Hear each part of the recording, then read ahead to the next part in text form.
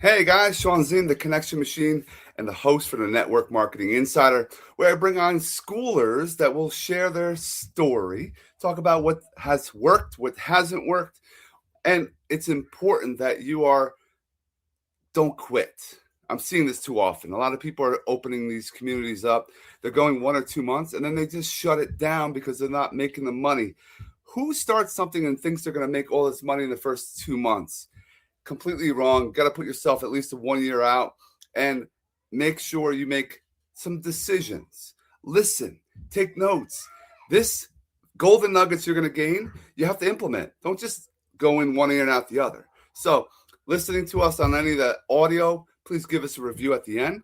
If you're watching us on the website or the YouTube channel, give us a subscribe, like, comment, and share this video with someone else that you love. The more we can help, the better. Without further ado, let me bring on my next guest.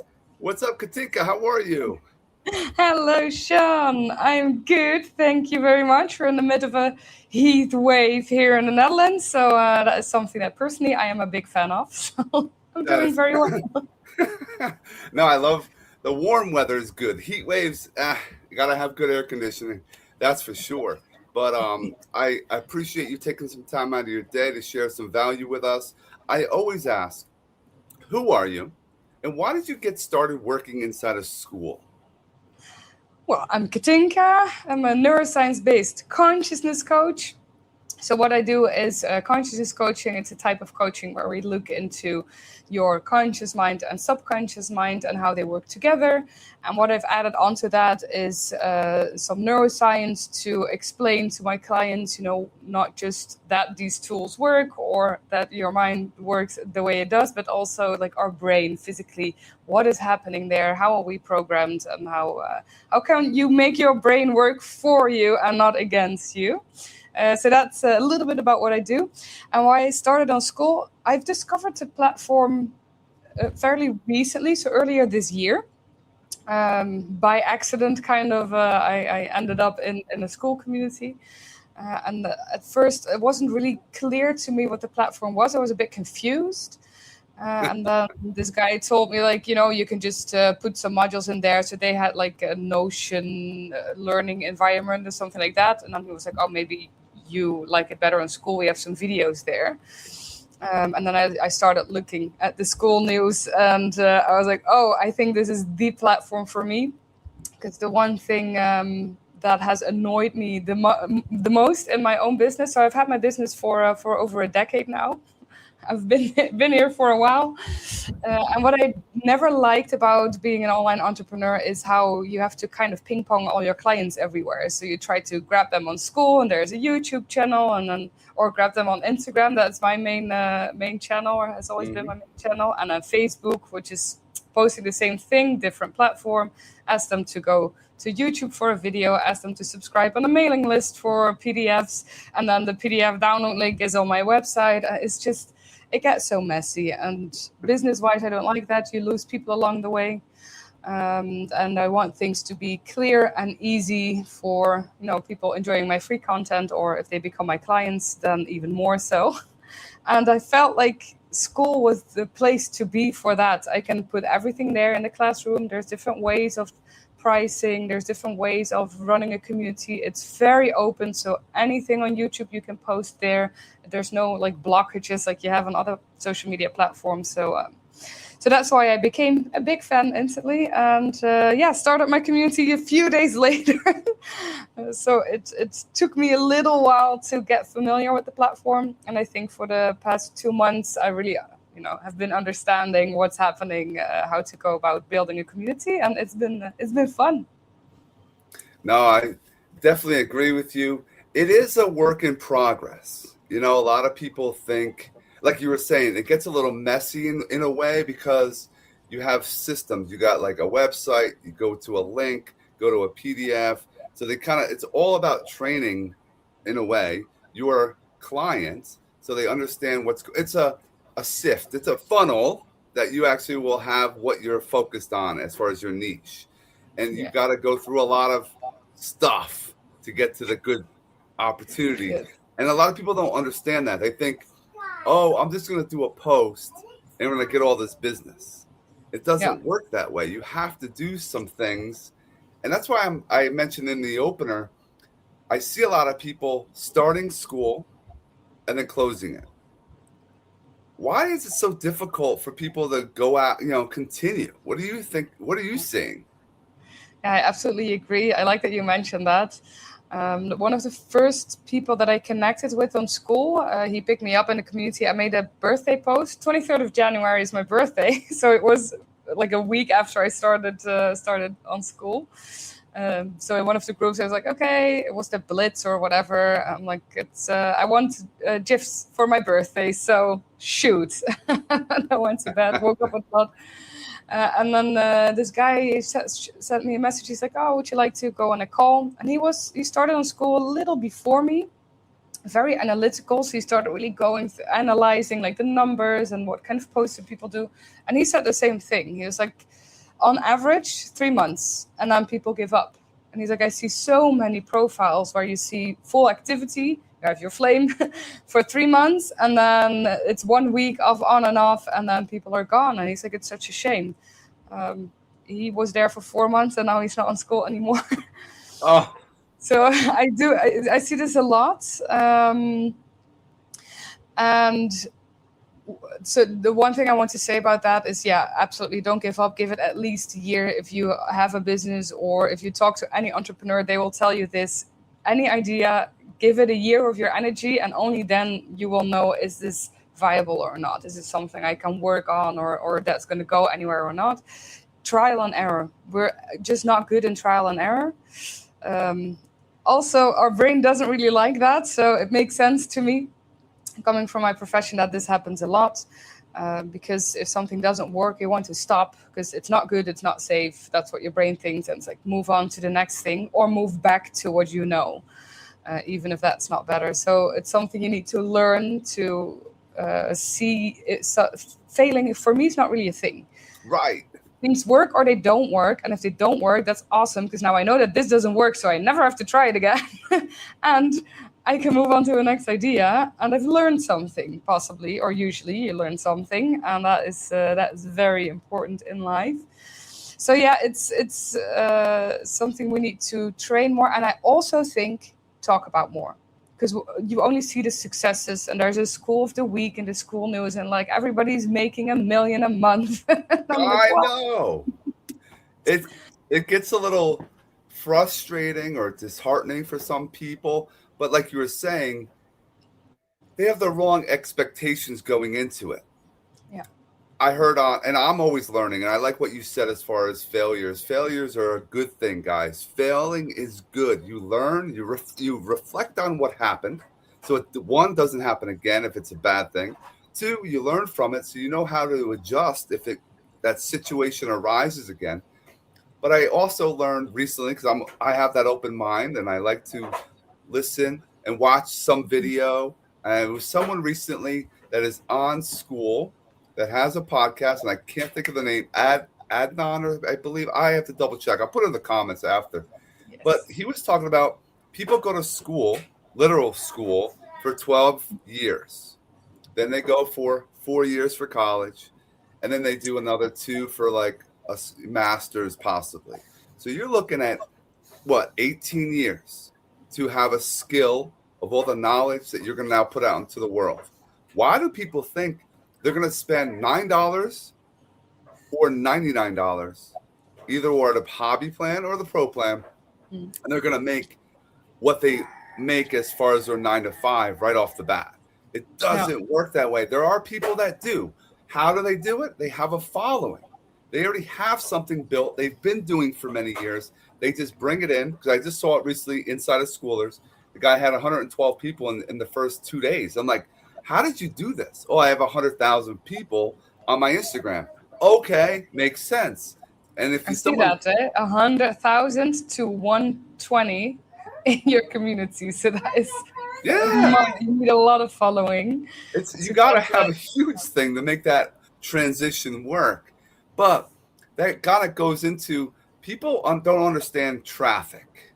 They don't understand that your business needs eyeballs. You need to have people talking about your stuff, which a lot of people have difficulty selling.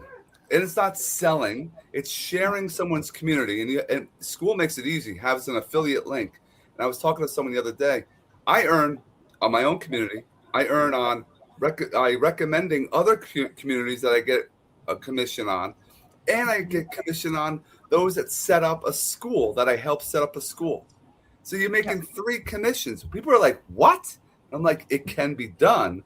But people go into it as, I don't know how to do a business. Well, I'm like, well, 1, you have to figure that out. 2, it's all about the traffic. How are you generating traffic? And I know you talked about Instagram. What are you putting on Instagram to drive traffic to your school? So I've been on Instagram with my business account long time. So before COVID, I always forget how many years it's been, but it's been a while. Those are probably around 8 years, because I got my coaching diploma. I finished my consciousness coaching studies about 8 years ago, and fairly quickly after that, I started my Instagram. And I've had a few years where it wasn't really active. So I've been on the platform a long time and active there every day. So I post stories, and this is what I do now. So there's a lot of different things. I just want to say that a lot of different things that I've done, a lot I've worked, a lot not. COVID was a completely different time. It's a lot of online business.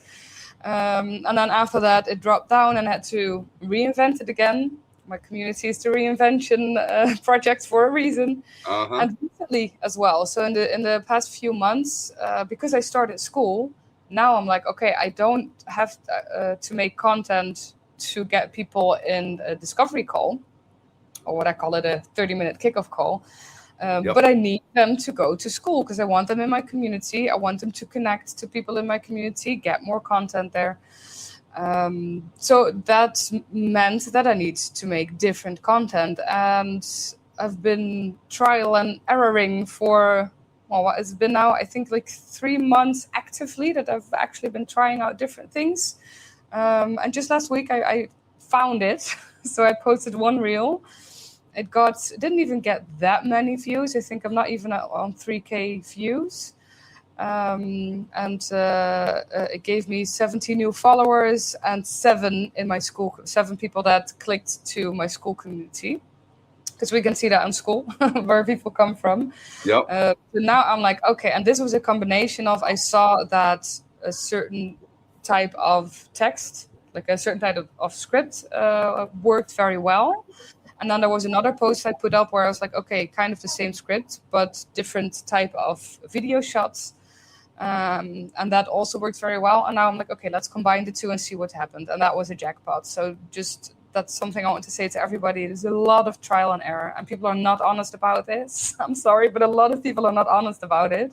But it is the reality that you have to try and try and try. And up until now, most people came from Skool itself, so from different communities or networking or stuff that happens in Skool. And these are the first ones from a new following. So there have been people from my old following, but from my new following that are also joining the community, and it's exciting. So yeah, and I'm 5 months in now, and now it's starting to go somewhere, and I feel like the community is ready to launch a first very low price paid tier, because I haven't done that yet. I mean, it's there. I turned it on, but I haven't really done anything with it yet. So giving it time is very important. Yeah. I agree. Giving it time, testing, trying different things, you'll find what works. And I play with AI. I asked it, give me some ideas for some hooks I can use for a specific niche. So you change that up.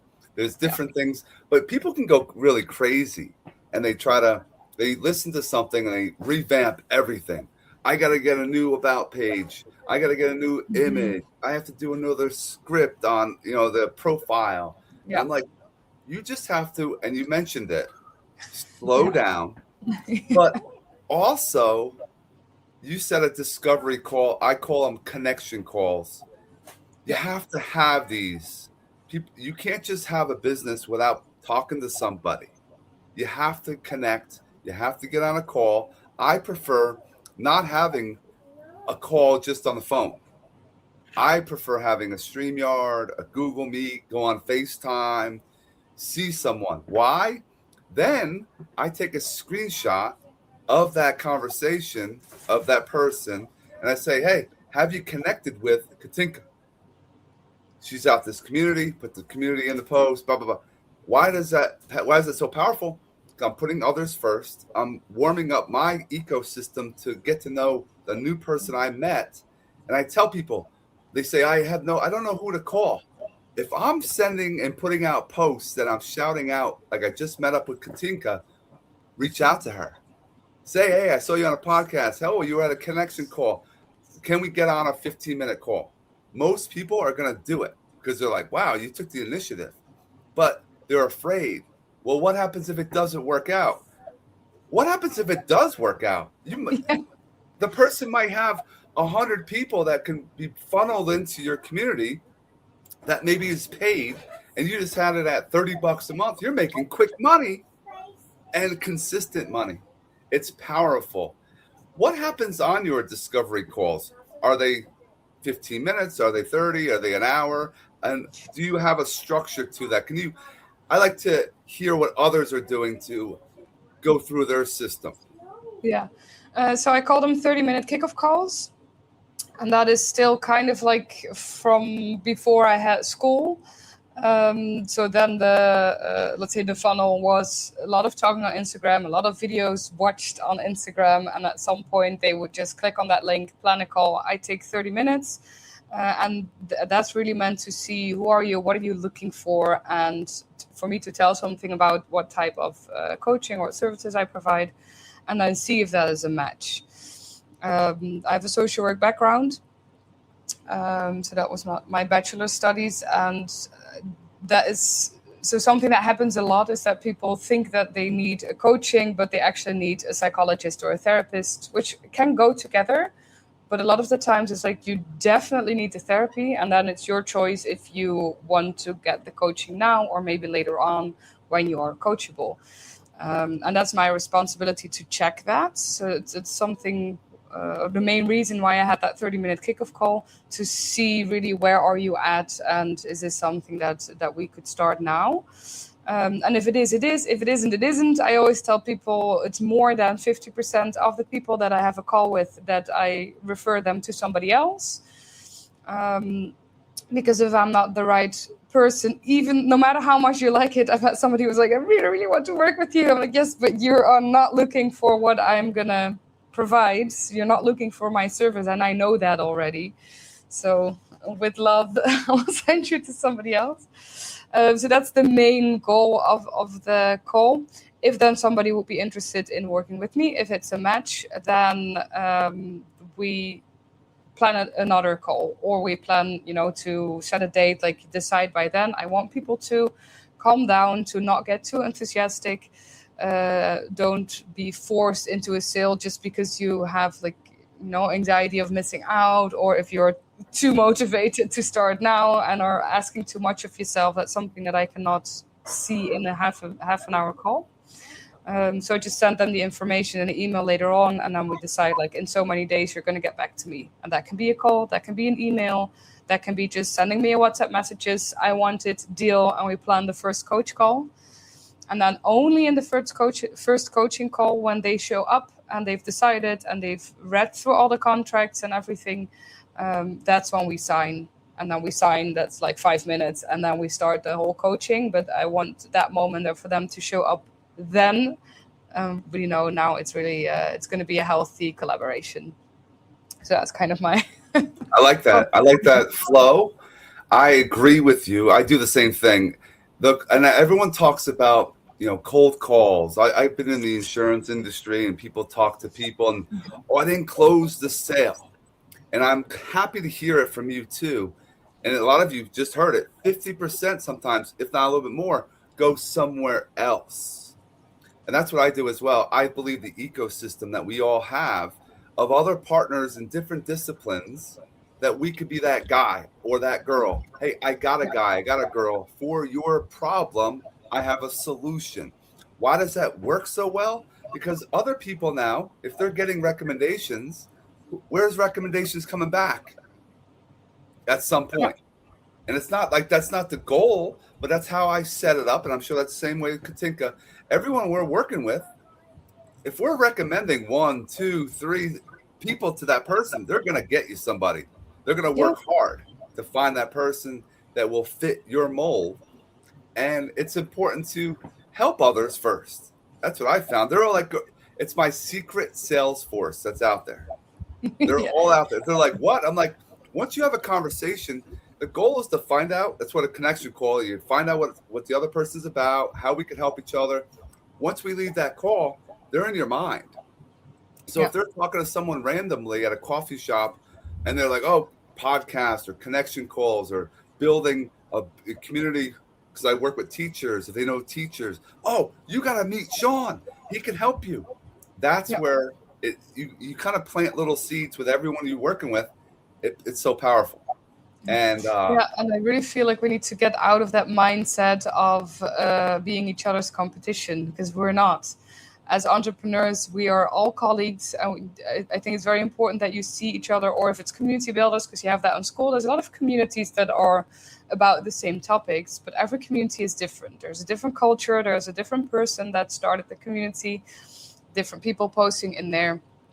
So never be afraid to throw a network out there, because it will come back, and if you can tap into somebody else, there's going to be like 100 people maybe there that otherwise you wouldn't have met or that wouldn't have known you. And I think that's really important. Like if you have an employed job, you will never say, okay, I'm not going to tell them that Ben is upstairs and can help them.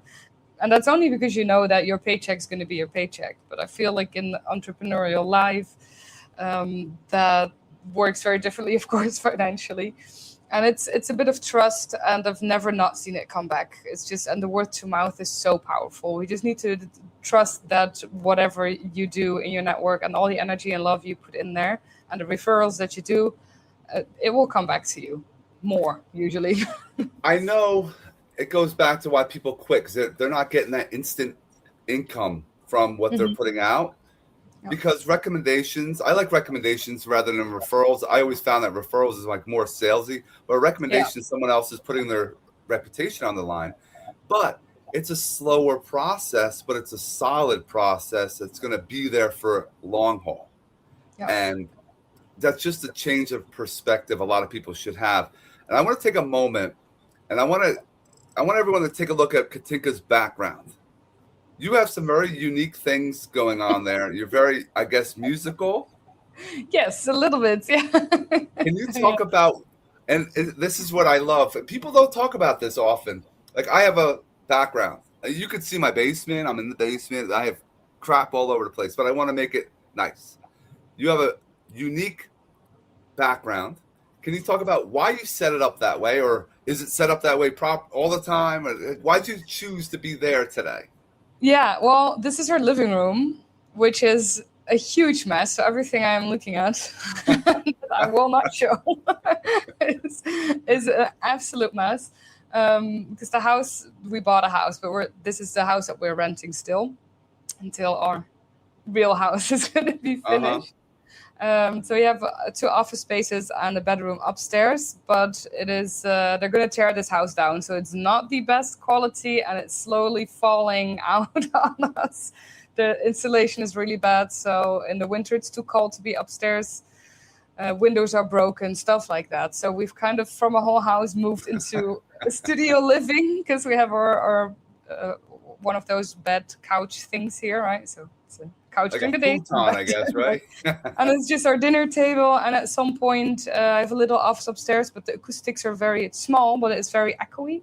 So when I started doing online workshops again, I was just like, this doesn't work. It's distracting for me. I need to open the window. Then there's kids playing outside, and it's distracting people in my workshop. So at some point, it's just like, I'm going to sit here just for a week, and we'll see.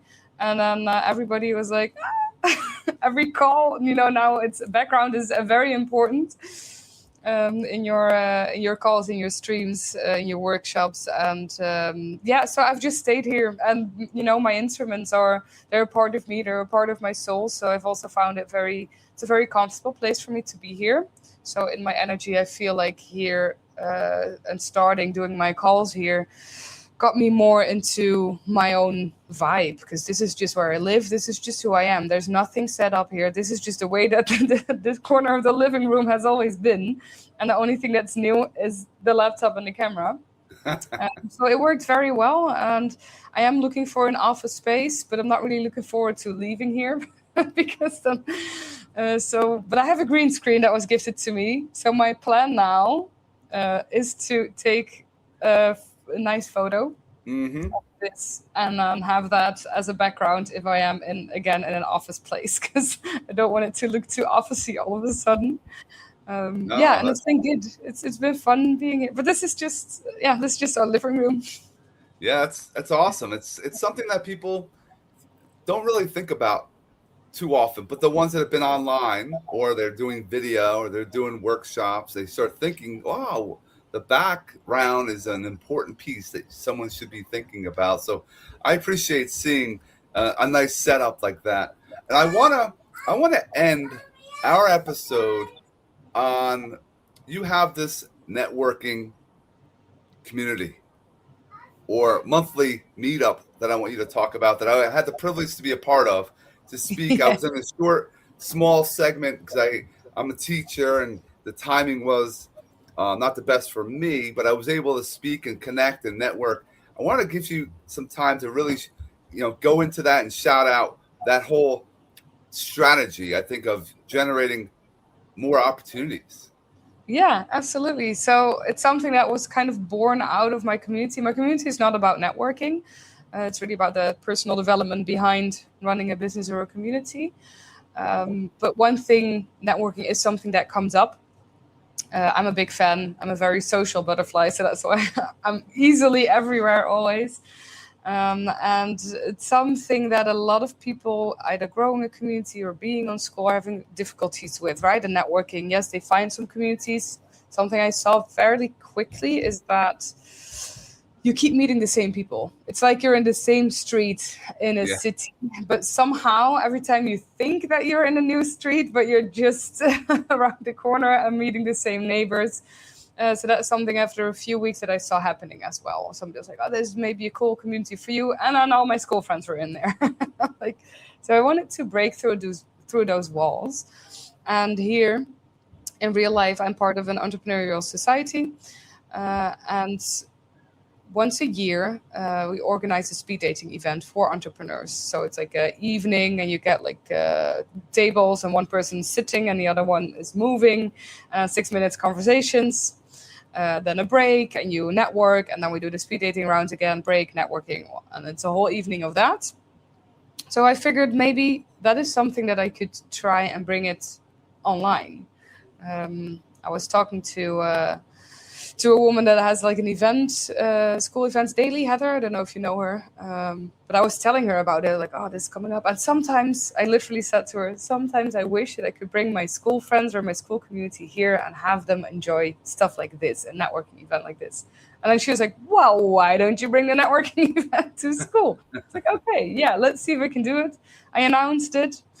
10 days later, I had the first tryout. It was supposed to be a tryout, but it was kind of a hit, I would say. Mm-hmm. And then you are now a speaker on the second one.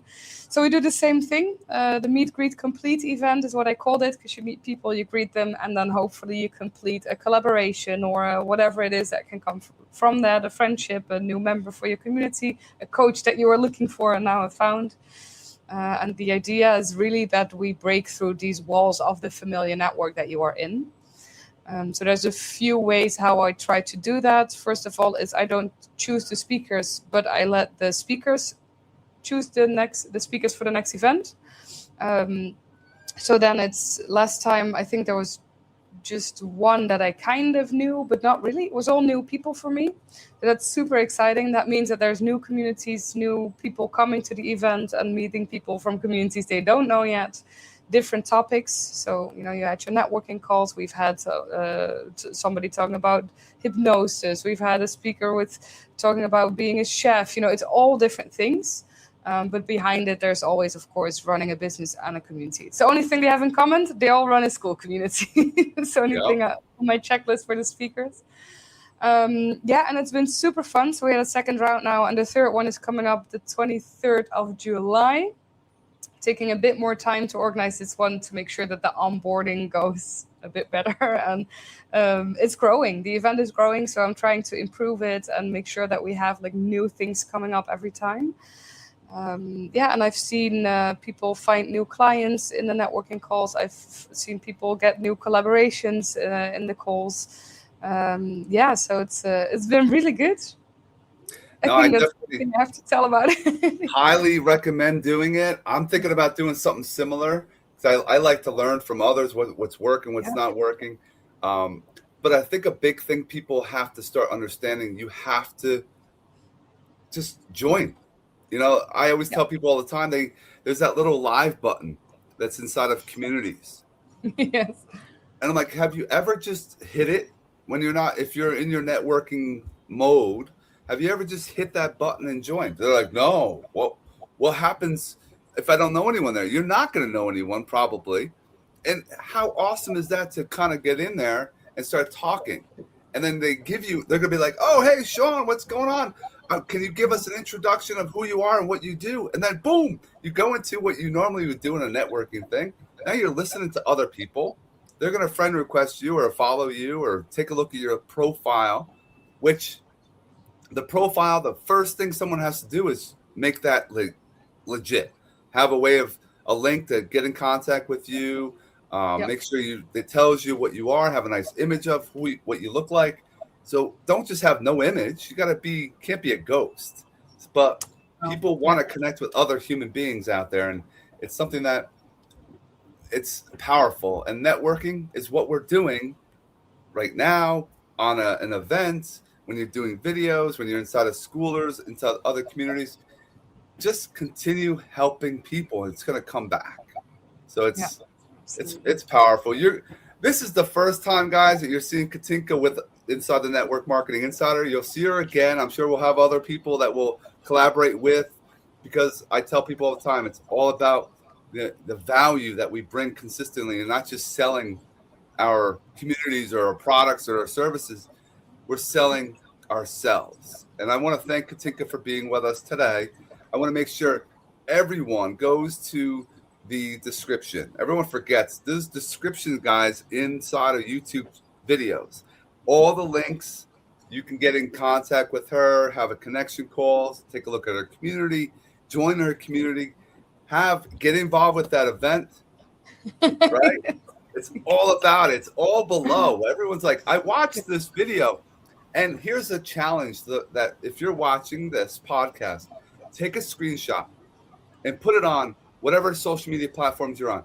Put it on Facebook, put it on inside of Katinka's platform, or my community, or Evolve Now Social, and say, hey, I learned something from these guys. You got to check them out. If you want to go above and beyond, put in the post our links to our community, or just I at was gonna least say, tag me. I'm tag. curious what it is that Yes, everybody learned, or opinions. I love opinions. Tell us, do you yes. agree? Do you disagree, and why? It's Keep the just going conversation to drive going. them. Drive them. It's all traffic, guys. Drive them back to the community. Drive them back to the YouTube, because we're all in that description, and we're all hoping to help even more people. So, Katinka, I appreciate you taking some time out, dropping these golden nuggets today. I hope everyone else enjoyed it. They learned. They took some notes, and stick around for another moment. Everyone else, I hope you have an amazing day. I'm always here to help, motivate, and inspire. Take care, guys. Thank you, Sean. Bye.